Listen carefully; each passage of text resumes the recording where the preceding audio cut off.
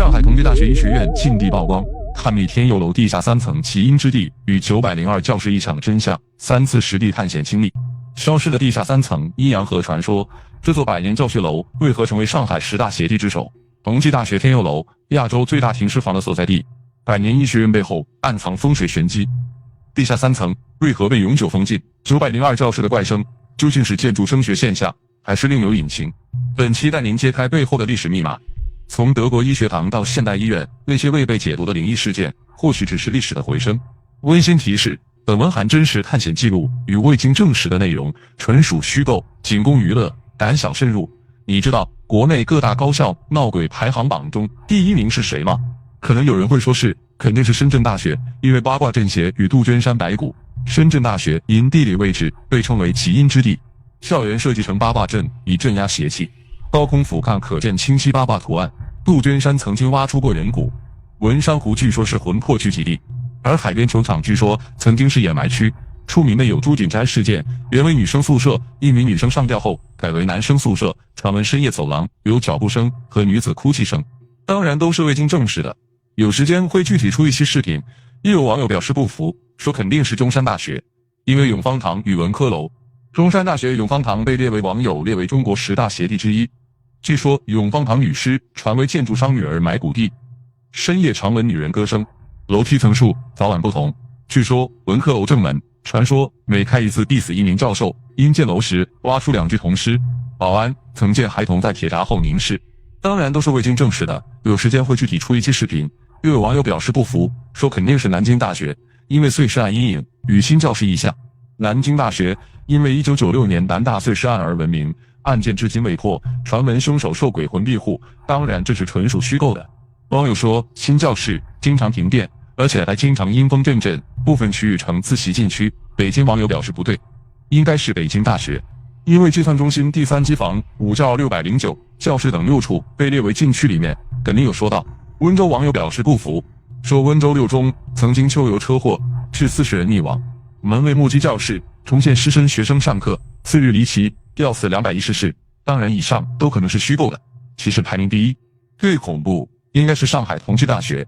因为在这所医学院里有一座非常古怪的教学楼，而且在它的地下2层还曾经建有全亚洲最大的停尸房。同济大学天佑楼始建于原上海铁道大学时期，2000年并入同某大学，最初为纪念铁路工程师詹天佑而命名。天佑楼地下部分设置为医学院教学实验设施，包括解剖室、标本库及停尸房。地下2层曾作为亚洲最大的停尸库，面积约7000平方米，相当于一个足球场。采用立式机械臂存取尸体，存放量达上千具，主要用于医学教学与研究。在这种超强 buff 的加持下，自然而然的，这儿也流传出了很多匪夷所思的邪门故事。其中最为神秘的还得是消失的地下3层和902房间。众所周知，同济大学是国内最早成立的几所重点大学之一，已经有了110多年的历史。这个以土木、交通、建筑为龙头专业的大学，为什么会有亚洲最大的停尸房呢？还得从它的前身1907年由德国医生在上海创办的德文医学堂说起。几经周折之后呢，在1917年更名为同济德文医工学堂，主要教德文医工3课，一直到了1923年才正式的定名为同某大学。所以大学的医学专业也算是有100年的辉煌历史了。地下室实际规划为3层，地下1层为杂物间，地下2层为停尸房，而地下3层原用于存放福尔马林溶液、实验器材等。但自尸体大量入住地下2层后，地下3层频繁出现异常现象，进入者会感到强烈压抑、幻听幻视，甚至出现灵魂离体的感知。校方曾怀疑是化学试剂挥发或通风问题，但清空后异常仍存。最终龙华寺方丈勘测后指出，天佑楼因风水格局形成极阴之地，其地基与龙华寺镇守的阴阳河连通传说为魂魄投胎通道，导致阴气积聚。2000年代初期，地下3层被永久封闭，入口加装佛塔、符咒封条镇邪。根据龙华寺方丈后面描述，当初在建设天佑楼的时候，因为考虑到地下要建立大型的停车，是库其地基设计考虑了风水学，但是没成想却阴差阳错的将这形成了方圆100里之内的极阴之地，这才无意中连接到了那阴阳道，连通天佑楼地下后，地下2层尸体的魂魄想去投胎，这自然而然就会顺着3层往阴阳道走。所以对于普通人来说，一旦下了地下3层，脚踩极阴之地，头顶又是被那么多尸体覆盖，自身的阳气根本就抵御不了这么重的阴气。随着医学院部分设施迁至同某医院，天佑楼停尸房规模缩减，但少量标本仍存于地下2层。目前地下3层入口保持封锁，成为校园禁忌区域。以前最厉害的还得数地下2层的尸体库，虽然在1楼器官储存室，这隔着玻璃就能看到一些泡在福尔马林里面的人体切片，但跟地下2层相比，它还是差得远了。因为地下2层可不是一般的标本库啊，大家可以想象一下，在一个如此巨大密闭的地下空间站满了死人，那是一种什么样的画面呢？比如曾经有学生说，他在地下3层走廊的玻璃上透过反射看到过一个抬脚迎亲的队伍，还有人说他在拿耗材的时候听到旁边有小孩的笑声，还有光着脚跑来跑去的声音，更有甚者说自己在某个角落看到过有老人佝偻着腰面朝着墙站着，而这栋楼是非本校学生是根本进不来的。讲到这儿，大家以为事情应该结束的时候，但是怪事儿并没有停止，慢慢的在学生之间有了另外的一些传言，传说这一层被封禁的地下室对于走进这栋楼的人有一种莫名的吸引力，而起因是当时有很多学生发现，当他们一进入天佑楼里，就会不知不觉地向着地下室靠近，不是下楼梯时莫名其妙地走到这一层，就是坐电梯时明明没人按到这一层，但电梯却自己停在了地下3层，就好像这里头有什么东西在召唤他们一样。其中有位姓张的学生，他的经历算是流传最广的，同时也是最为诡异的。说是在0几年的时候，在小张考入同济大学医学院之后，他对这个天佑楼的传说早就有所耳闻，所以平时上课做实验什么的都非常的注意，尽量都在避免给这种遇到那种事儿的机会。但在一次临近期末考试的时候，他为了想要弄清楚某个药剂的化学原理，就一个人在天佑楼10楼的实验室里搞到了很晚，因为太过于专注，把时间都给忽略了。等他收拾完了以后，已经是晚上的11点了。在关灯走出实验室的时候，整层走廊里头都是空荡荡的，安静的可怕。微弱的灯光，再加上两边一间间黑漆漆的实验室，显得格外的阴森恐怖。此时，这唯一的动静就只剩下他自己的脚步声。他想着赶紧离开这儿，可到了电梯口，他才发现，因为时间太晚，电梯已经关闭了。于是他只好顺着楼梯下去。可他刚走进楼梯间，不知为什么，这心里突然有一种异样的压抑感涌了上来。整个楼道灯非常的昏暗，也没有楼梯的提示牌，他只能一边小心翼翼地下楼，一边在心里默默数着楼层，生怕一不留神走错了。可就当他下了7层以后，想着再下2层就能出去的时候，诡异的事情发生了。当他在3楼楼梯间转过弯，马上要到2层的时候，他突然发现面前已经没有楼梯了，赫然出现的是一扇已经被封死的大铁门，门上还贴着封条和类似符咒一样的东西，旁边还有放着一尊类似佛塔的摆设。看到这一幕，小张瞬间就慌了神，脑海中不断的闪过以前关于天佑楼的那些传闻，脑袋是嗡嗡作响。这明明自己是数着一层层下来的，为什么会突然鬼使神差般的出现在地下3层呢？他也来不及多想，反应过来，他连滚带爬的赶紧就往上跑。可就在他往上跑的过程中，突然听见身后传来很多急促的脚步声，就好像是后面有群人在追他一样。而且更为诡异的是，明明只有3层的楼梯，此刻的他却怎么爬都爬不到1楼，就像是被鬼打墙一样，陷入了无尽的循环。就这样，在小张极大的恐惧中跑了得有10几分钟。就当他一点点陷入绝望的时候，终于在一个楼道的拐角处，他找到了通往1楼的出口。他赶忙飞奔地冲了出去，总算是逃离了天佑楼。后来小张还把这件事告诉了和他关系不错的一个事情，结果师姐听到后也表示自己遇上过类似的事情。这个也是有一天晚上，他和同学因为做实验的缘故走得有点晚，大概10点多了才从实验室出来。当时电梯也是停了，他和同学一起走到楼梯，结果走着走着抬头一看，竟然莫名其妙地走到了地下2层停尸房的门口，吓得俩人大叫着就往回跑。好在是比较顺利，没出什么事。不过后来的很长一段时间，他俩都不敢再去天佑楼了。在这之后，校园里还频频传出又有其他同学也遇到过类似事情的传言，渐渐的这事就在附近传开了。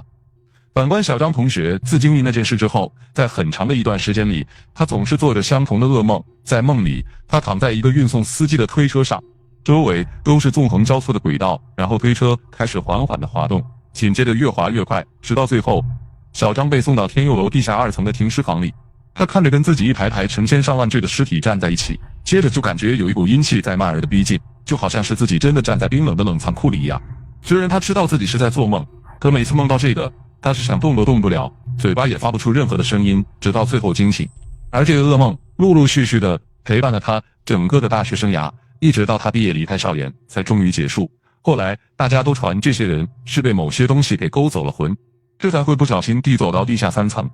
当然，天佑楼除了地下层，还有另外一个怪异邪门的地方。据说天佑楼从3楼开始，一直到10楼，很多的教室都被贴上了封条，但是封条上的日期却各不相同，大部分是在06年到09年之间，给人一种像是哪间教室出了问题，就把哪间封起来一样。不过其中有着这么一间教室，自从建楼以来就一直贴着封条。据悉老校友回忆说，自天佑路建成之后，这间902的教室里边就总会发出一些奇奇怪怪的声音，无论是白天还是晚上，只要你靠近这间教室，就会听到教室的某个位置会传来一群人谈论的争吵声，而且这声音还特别的大，有时候还会听见汽车的运转声以及小孩子嬉戏打闹的声音。更为离谱的是，就是保安晚上在9楼巡逻，在经过902教室时，忽然听到里头传来了敲锣打鼓声，保安马上把手电放在教室门的开窗上查看，结果里头黑漆漆的一片，什么都没有。诸如此类的怪事还有很多。后来校方为了消除大家的疑虑，还专门请了相关的专家来调查。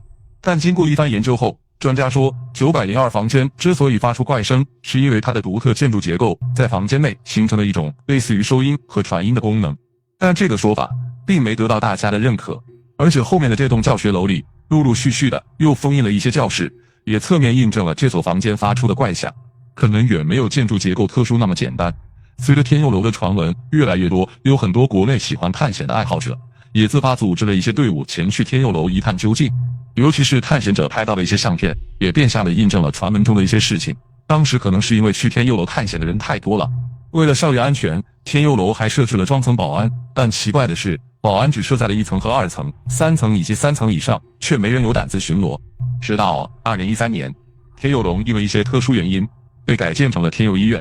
而它地下的停尸房和仓库也早已被全部拆除。自此之后，就再也没发生过什么怪事了。医院于2015年正式运营，现拥有29个临床科室，重点发展神经内科、康复医学等学科，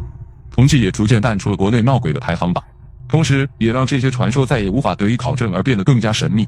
以下为网友的倾述，关于天佑楼的恐怖传闻。我很早就听说了，上海10大邪地有9个我都已经去过，并不像世人所谣传的那般恐怖，但天佑楼绝对是一个例外，因为我深深地感觉到天佑并不是那么简单。凌晨的时候，我换好衣服，一身黑衣戴帽，就从家里出发了。之所以这么穿，目的是怕被人发现。到了天佑楼的正门口，一片静悄悄的景象，让人感觉有些诡异，我的心里也有些毛毛的。天佑楼的正门口，正如网上流传的那样，门口有2个保安把守，其他地方也都有保安巡逻。我绕过2个值班的保安，悄悄地溜了进去。内部里面空荡荡的，也跟网上说的一样，并没有一个人知情。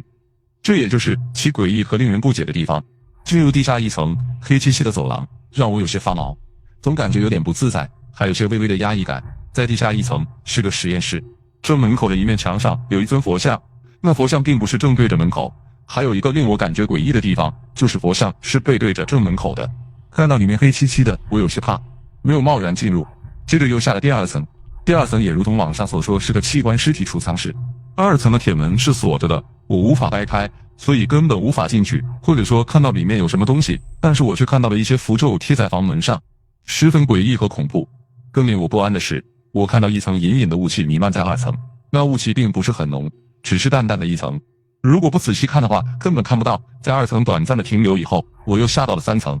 这已经是网上流传的最底层了，根本没人进入过。当下到3层以后，整个压抑感就越来越强烈，那种压抑感真的能让人窒息。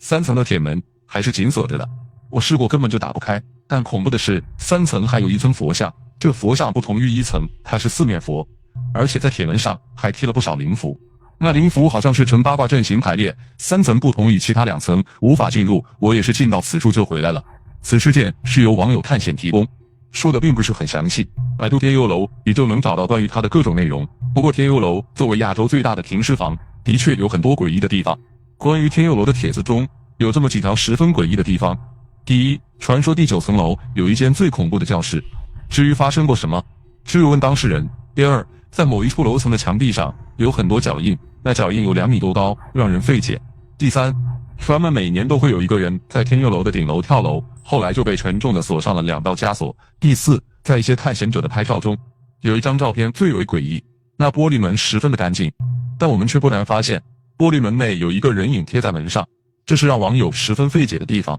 下面是另外一个网友的经历，仅供娱乐。我和朋友打赌1000块，结果很明显我输了。朋友说，要么给钱，要么晚上去天佑楼里面逛一圈。身为一个大丈夫，无奈口袋空空，所以我选择了后者。我攥着手机的手心不停冷汗，黏糊糊的。手机手电筒的光在漆黑走廊里摇晃，楼梯间的空气感觉冷得不得了。吸入时觉得鼻腔被冻得发疼，可能是因为紧张，可能是因为害怕，但是我不可能承认这一点。我看了眼铁门之间的缝隙，隐约感觉渗出的雾气更浓了点。不知道是不是因为幻觉，我隐约闻到了一股福尔马林的气味。手机突然在手里震了一下，锁屏亮起时，我特么差点叫出声，屏幕上显示无服务。手机手电筒光扫过铁门上方的封条，让我胆战心惊。边角因为受潮有点卷，突然有脚步声的轻响从上面楼梯传来。我抬头向上看，特喵看见楼梯栅栏剧烈颤动，树屑扑簌簌往下掉。我发誓，手机手电筒光扫过上方时，隐约瞧见有个灰影一闪而过，像是穿白大褂的人影，又像只是管道扭曲的反光。我喉结滚动的咽下唾沫，一瞬间后颈的汗毛全竖了起来，有一股尿急的感觉。又想起传说中地下3层连通阴阳河的说法，脚跟不自觉往后退，便忽然我听见电梯井方向传来金属碰撞声，在封闭空间里忽然发出哐哐声。我这才想起网友提到的细节，天佑楼的电梯早在改医院时就停用了，可刚才那声响明明是照相钢缆摩擦捣鼓的动静。手机光束扫向走廊尽头的电梯口，深灰的金属门紧闭着。我感觉后颈突然贴上冰凉的触感，像有人隔着雾气轻吹了口气。我猛地转身，只看见自己投在墙上的影子在光束里扭曲成怪诞的形状，原来是和堆在墙角锈迹斑斑的铁架重叠了，上面摞着写满编号的搪瓷盘，不知道干什么用的，又特么吓老子一跳。最顶层的盘子突然倾斜，当啷一声砸在地上，惊起一片灰尘。我盯着盘子滚动的轨迹，发现铁架底下压着半张泛黄的纸，边缘被啃得参差不齐，像是被老鼠拖过。我鼓起勇气蹲下身时，膝盖不小心磕在铁架上，疼得老子倒吸了口凉气。却在捡起纸的瞬间，浑身血液都冻住了。那是张解剖课记录表，日期栏写着2004年3月，后面几号有点模糊，看不清楚。标本编号处盖着模糊的蓝戳，解剖者签名栏里什么张字的最后一笔拖出长长的黑痕。我又隐约听见通风管道又传来哐哐的响动，这次更清晰，就像是有人在管道里拖动金属器械。说实在的，我吓死了。当时我再也忍不住了，转身往楼梯间跑。刚踏上楼梯，头顶的声控灯突然全亮了。某个转角处的墙面上，我看见真的有排模糊的脚印，离地约2米高，斜肩朝外，像是有人倒着往上爬时留下的。跑到1层时，冷汗已经浸透了内衣。推开门的瞬间，外头的夜风卷着梧桐叶扑在脸上，带着雨后的潮湿气息。回头望去，天佑楼的铁门不知何时已经关上，保安亭里的灯光昏黄，2个保安坐在里头抽烟，其中一个抬头瞥了我一眼，目光在我胸前的相机上停留片刻，又低头继续玩手机。手机此时突然恢复信号，弹出3条未读消息，是朋友发来的。你真去天佑楼了？网上说那地方改医院后，地下3层改成设备间了，根本没停尸房。对了，你知道吗？文华寺的方丈其实是建筑系科座教授，当年参与过天佑楼的地基设计。我回复卧槽，把老子差点吓死。我摸出烟盒，发现3根烟不知何时全被捏扁了，烟丝散在口袋里。我捏着手机在夜风里站了很久，直到烟头烧到过滤嘴才猛地回过神。远处桃浦河静谧的可怕，突然想起探险前查过的资料，龙华寺那片区域曾是上海最大的刑场，解放后才改建为陵园和寺庙。烟蒂踩灭在路边水洼里溅起的泥点踏上裤脚。回到家已是凌晨3点。下面的故事是网友分享了他们去902时探险经历，叙述的比较混乱，就整理了一下方便阅读。10月末的上海已经有了凉意。小林把卫衣帽子往头上扯了扯，张远跟着他穿过天佑楼侧门时，老哥，我们真要去902。张远的声音比平时高了半度，右手不自觉摸向口袋里的钥匙扣。走廊尽头的声控灯忽明忽暗，光线掠过2侧教室门上的封条，大都是2006-2009年的胶带，颜色从乳白褪成浅黄。902室在走廊尽头，门牌号的9字缺了一角，露出底下生锈的铁皮。小林把耳朵贴在门上，张远看见他后颈的绒毛都竖了起来。寂静中，先是传来纸牌碰撞的哗啦声，接着是一声压抑的咳嗽，像是中年男人犯了烟嗓，尾音带着痰鸣般的颤音。张远感觉心跳到了嗓子眼，下意识也把耳朵贴过去。门板冰凉，透着股陈年老灰的味道。3带1，这次是个年轻男人的声音，带着点上海口音的尾调，清晰的像是就站在门后。张远猛地后退半步，后腰撞上消防栓，发出当的一声，教室里突然安静下来，纸牌声和咳嗽声都消失了。只剩下某种低频的震动，像老式钟表的摆锤声。小林举起相机，对着门缝拍了一张。闪光灯亮起的刹那，张远看见门缝里闪过一片灰影，像是垂落的窗帘，又像是某人转身时带起的衣角。紧接着，咚咚三声闷响从门内传来，不是拳头，更像是指节扣击木板的声音，节奏缓慢而坚定，像是在回应门外的窥探。卧槽，跑啊！小林突然抓住张远的手腕，直到跑出天佑楼，两人都没敢回头。秋风卷着传单铺在脸上，张远看见传单上写着同济大学附属天佑医院种植牙免费检测右下角的日期是2023年10月。哇你妈！你听见唱男声了吗？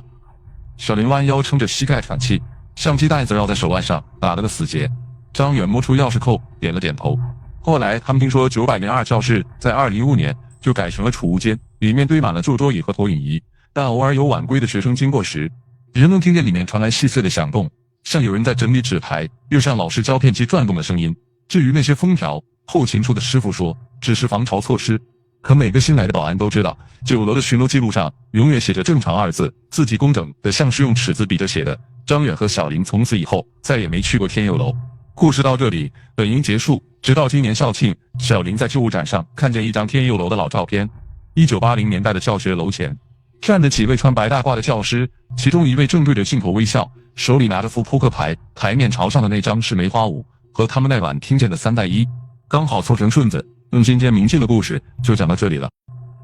感谢大家收听。咱们在生活里难免对那些神秘事情感兴趣，像通灵、命理、茶室、风水运势这些，其实都是在探索生活中的奇妙未知。关于家宅磁场遇见无法理解的灵异现象，甚至想查前世今生、元成功，这背后都藏着独特的文化与思考。要是你对这些话题感兴趣，有相关经历想分享，或是在生活中遇到了极度困扰并无法解决的灵异事件，或是需要咨询命理，需要尝试解决困扰，欢迎私信或者加地球142。如果觉得今天的分享的故事不错，记得点赞关注。再次感谢大家。